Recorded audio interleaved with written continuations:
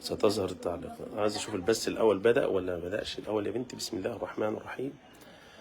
يثبت الله الذين امنوا بالقول الثابت في الحياة الدنيا وفي الآخرة ويضل الله الظالمين ويفعل الله ما يشاء. يثبت الله الذين امنوا بالقول الثابت في الحياة الدنيا. شوف يا بنتي كده البتاع. بسم الله الرحمن الرحيم. أنا أريد توضيح بعض النقاط. أنا والله ما بحب أطلع بس مباشر في أي حالة من الحالات، ولكن أنا بعد ما طلب مني الإخوة الخروج لتوضيح بعض الأشياء التي تتعلق بموضوع الأخت هبة، لأن هي الحقيقة يعني طلعت في فيديوهات واتكلمت بطريقة يعني فيها إهانة للجلسة وإهانة للبرولوس كله وإهانة للدنيا كلها، لأن إحنا ليس بيننا وبين هذه الأخت أي شيء، لا في عداوة ولا في حاجة سابقة تدل على إننا أعداء له، إنما هي لها فكر معين وطريقة معينة لابد من الرد عليها لتوضيح الأمور، لأن هذه الأمور التي تحدثت فيها ليس بينها وبين الحقيقة إطلاقا أي شيء، إنما يشهد الله إن إحنا كنا عايزين نساعدها ونقف جنبها، ولكن هي مصرة على شيء في دماغها. إيه اللي في دماغها دي؟ الله يعلم. هي تريد شيء إحنا نفسنا مش عارفين هو إيه. القضية يا إخواني والله يشهد ربنا أنها ليست قضية تتعلق بجدار أو بفتحة. ده مش هي ده القضية، والعورة ومش العورة والكلام اللي بيقولوه ده كله كلام ادعاءات كذب. إنما القضية دي فيها شيء يعلمه الله. هذه البنت اللي طلعت تقول لك اللجنة وعايزين يتصور معاها وعايزين، ليه انت مين أصلا عشان اللجنة عايزة تتصور معاكي؟ انت 6 لجان عرفية قعدوا قبلنا كانوا عايزين يتصوروا معاكي برضك، ولقطة ومش لقطة. مين اللي عايز اللقطة؟ إذا كان هي اللي بتتكلم عن اللقطة واللقطات والأخدات والكلام ده ليها تسجيل وهي بتتكلم مع واحد من اسكندرية، اختلفوا مع بعض والراجل بعت لي التسجيل، بعتهولي يقول لي إنها كانت بتطلب من الناس يصوروها في مشاهد معينة عشان تبثها على الرأي العام وتفزع الرأي العام وتفزع الناس. يا اخوانا ايه المشكله دي؟ ايه اساس المشكله دي اصلا؟ انا عايز اعرف، انا عايز اوضح للناس ايه اساس المشكله. ده عالم ورثه مع بعض وملك مشترك فيه كل الناس دي، والاخت عايزه تستأثر لنفسها بشيء مخالف لاعرافنا والاتفاقات اللي تم عليه، وبالعايط والصريخ قلنا لها ماشي لغايه ما انت تبقي تبني بيتك الراجل ده يفتح شباك، وأمرت اللجنة بإغلاق الشبابيك وتم غلقها فعلا. يعني تم غلق الشبابيك، ورحت أنا بنفسي، اتعطلت ورحت بنفسي ووصلت هناك وأمرت بغلق واتغلقت. بعد شوية تقول لي أنا عايز أغفق الشبابيك. الله، إيه يا جماعة في إيه؟ رحت جبت رمل وجبت أسمنت والبرج كله يشهد بهذا الأمر. يجي 20 واحد 30 واحد البلد كلها الصوانعيه كل الناس جم وخدت الحاجه تقول لا ما تغفقش، ده انا هبني جدار. الله يا بنت، جدار ايه؟ انت لسه هتبني وهتسيبي مسافه وهتسيبي حاجه بعد ما تبني تقول لا. الله ايه الكلام ده يا بنتي؟ تقول لا ده ابويا مش هذا الكلام. هي لا تريد حل هذه المشكله بدليل حاجه مش عايزه تحلها لسبب فلوس.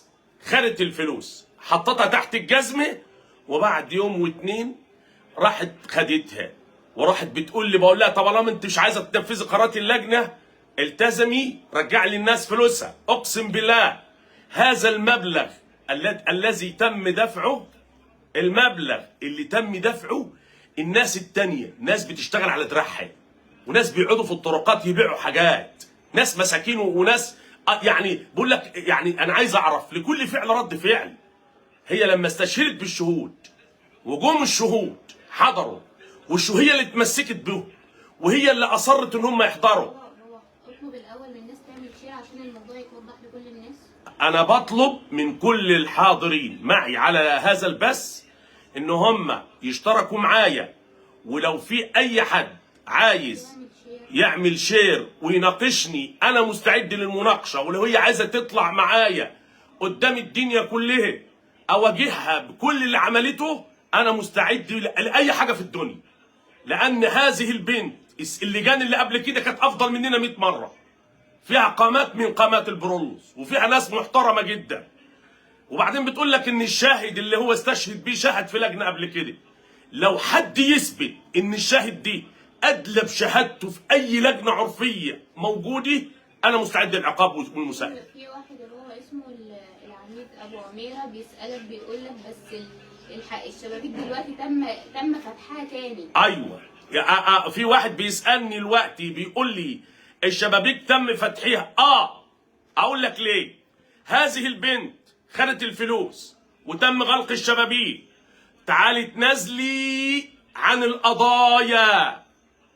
قلت لها القضايا دي هتاخد براءات من غير تنازلك، ساعدينا، ساعدي اللجنه، ساعدي اللجنه عشان تقف ضد الناس دي. اعملي حاجه احنا نفسنا نساعدك بيها. لما الناس عجزوا عن دفع 80,000 جنيه، انا دفعت 25,000 جنيه من جيبي ومن قوت عيالي. والحاج مشرف المزين انا طلبت منه وترجيته، كان رافض وهو موجود ولو يجي يخش معاه على البث. ودفعنا 80,000 جنيه، هم دفعوا 30 واحنا دفعنا من بيوتنا ومن قوت عيالنا عشان نحل المشكله دي. يعني احنا مش رايحين نلعب، ودفعنا وادانا لها الفلوس وبكل بجاحه حطت الفلوس. تقول لك الشرف، شرف ايه؟ شرف ايه اللي هي بتتكلم عنه؟ احنا عشان تتكلم احنا مش هنحكم بحاجه من وهم وخيال. وبعدين هي تطلع بتعيط وتقعد تتلون وتقعد تعمل وتسوي. ايه المشكله اللي انت بتعيط عليه؟ انت عندك حاجه عندك مشكله تانية، عندك حاله نفسيه معينه. انت اذا كان موضوع الجدار احنا قفلنا لك الجدار وقلنا لك نغفاه وانت رفضتي وعايزه تخالفي وتعملي حاجات مخالفه للجنه. طبعا لما ما التزمتش خدت الفلوس وبتقول لك انا ارجعها ازاي؟ هم بينوا. هم بينوا مش بيبنوا في بيوتهم؟ هات يا بنتي بقى، خلاص انت كفرت بحكم اللجنه واللجنه دي ما حلتش، هات الفلوس. تقول لك لا ده الفلوس انا اشتريت به حته تانية. الله، يعني خدت الفلوس ونصبت على اللجنه واتعمل لا مؤاخذه الشبابيك والمأمور بنفسه ورئيس المباحث بنفسه والمخبرين الدنيا كلها واقفين عشان نغفق. تقول لا انا مش عايز الكلام ده، انا مش، لا انا هبني جدار. هتبني جدار فين؟ انت هتعملي جدار فين؟ اذا لم تلتزم. ومع هذا الطرف الثاني كل يوم، يعني الطرف الثاني ده طلع شتم الحاج مشرف على التواصل الاجتماعي وقال عليه كلام قذر، وراجل محترم زي الحاج مشرف واتقال عليه كلام زي ده. ومع هذا احنا اتحملنا وحاولنا نحل المشكله معاه، انما في يد خفيه بتلعب ورا الموضوع ده. لما يطلع واحد يقول لك انا الشاهد انا سمعته في الجلسه، قلت له هات الشاهد وتعالى احضر وانا هجيب الشاهد تاني، واذا كان قال شهادتنا حاسبه، انا هحاسبه. انما يقول لك لا ده احنا كنا قاعدين على المصطبه وكان بيقول لي الكلام ده. طب واجيب الراجل، طب احنا هنشتغل في المصاطب ولا هنشتغل في ايه بالظبط؟ يا جماعه الحكم ليه ضوابط شرعيه وقانونيه. هي بتعيط والشاهد موجود اللي هي استشهدت بيه قال ما حصلش. وبعدين احنا لما نيجي نبص نلتقي الموضوع مش موضوع لسبب، لان احنا سدنا الشبابيك، دفعنا الفلوس. تعالي يا بنتي قدمي اي حاجه، اعملي اي حاجه لوجه الله نثبت بيها ان انت عندك نيه صادقه. هي نفسها قالت ان انا ما كانش عندي نيه صادقه. هي في الفيديوهات اللي نشرتها بتقول كانوا عايزين يتصوروا معايا، يعني هي من جواها اصلا ما كانتش عايزه تخلص الموضوع ولا موافقه على حاجه، وكانت بتنكر. ازاي انت تاخدي فلوس ولجنه تقول لك روحي اتنازلي ومش عايزه تتنازلي؟ يبقى احنا نعمل ايه؟ الطرف الثاني انتوا متعاطفين معاه وهي بتحرككم، وراح نشر علينا كلام وقال علينا كلام. طب انتوا يعني لا مؤاخذه، هي لو راحت اتنازلت عن قضيه، طب اعجب شيء القضاء لم يحكم على هؤلاء باي شيء ولا بربع ساعه. في 20 قضيه عاملاها كلها براءات. القضاء ضلالي والاحكام العرفيه ضلاليه والناس المحترمه ضلاليه، وهي اللي طالعه تمثل وتعيط. والله بتعيط دموعها ما نزلت منها. والعيط اللي بتعمله تقوم معيطه شويه وتقوم قلبه شويه. ما ينفعش كده، ما ينفعش الاستهزاء بالناس وبعقول الناس والنصب عليهم بالعواطف وبالبكاء والحاجات دي. لا، في حاجه تانية. انا قلت لها بنتي لو انت عايزه فلوس، لو انت بتعملي ده عشان فلوس، لان هي طبعا لما اتكلمت مع واحد من اتباعها في اسكندريه والراجل ده اختلف معاها، بيقول كان هيتجوزها ولا كان هيعمل ايه، واختلف معاها، كانت بتقعد تحكي له وتسرد له حاجات. من ضمن السرد اللي سردته بتقول له انا طلبت من الصحفي مشاهد معينه، يعني انت قاعده معانا عشان تصوري مشاهد معينه وتبثيها على الناس، تقعد تصوت وحسبي الله وبتاع وتحضن دي وتعمل دي. ايه يا جماعه في ايه؟ هو في ايه بالظبط؟ انا عايز اعرف. كل القضايا اللي بنحضرها ربنا بيوفقنا وبنخلصها. كل القضايا والكلام ده وكل الناس تشهد بهذا. اشمعنى دي؟ اشمعنى دي؟ لما كنا في اللجنه والراجل قال لي يا عم البنت دي كدابه وهحكم عليها ب 200 احد الاعضاء لانها كدابه، لانها شيرت حاجات